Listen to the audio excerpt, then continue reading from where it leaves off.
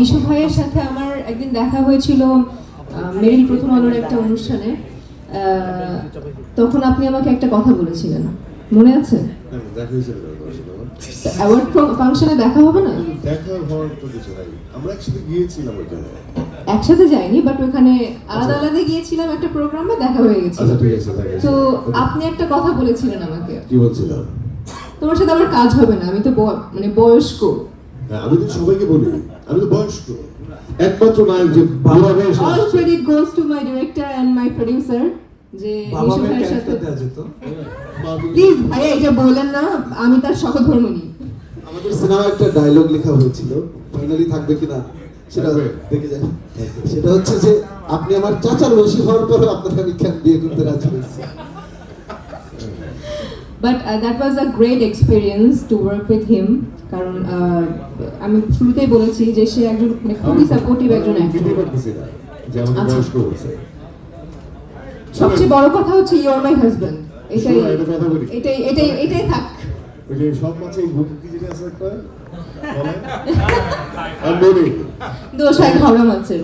মানে ওই আমাদের ল্যাঙ্গুয়েজে আমরা বন্ধু বান্ধব যখন কথা বলি আমি সব শালাই বইরা, কেউ স্বীকার করে কেউ স্বীকার করে না।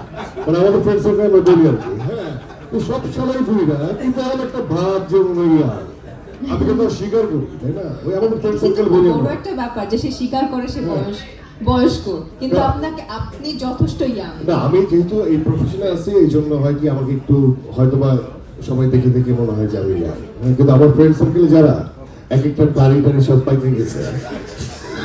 শারিয়া শাকিল ভাই কি তার উদাহরণ? আঙুল পানিতে কে গেছে? আঙুলটা ওখানেই গেছে। হ্যাঁ, এক একজনের ভুঁড়ি এরকম হয়ে গেছে। তো যাক, যদি অ্যাক্টর না হয়ে যদি ডিরেক্টর হইতাম তাহলে হয়তো আমার অনেক বড় বড় চুল থাকতো, এইখানেও আসতাম হাফ প্যান্ট পরে। হ্যাঁ, খুব ক্যাজুয়াল থাকতাম, আরো বেশি ক্যাজুয়াল থাকতাম। 70 বছরেও যে দাড়ি পাকে না, এটার এক্সাম্পল হচ্ছে নিশা। শুধু কিন্তু আবার না, অনেকেরই পাকে না। শেষ করি দাড়ি রাখার যে স্টাইল সেটা এটা নিশা বুঝে নাই যে দাড়ি এটা পাকে নাই, আমি সাদা রং করছি। না না বললাম যে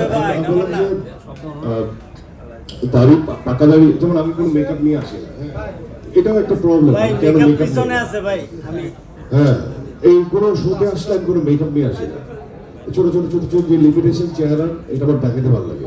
চোখের নিচে কালি, এটা দেখাতে ভালো লাগে, কিন্তু অনেকে বোঝে না। কিন্তু তো এটা নিতেও নাকি হয়। তো সারা জীবন ভাবতাম যে মেয়েরাই মেকআপ নেবে, ছেলেরা কেন না।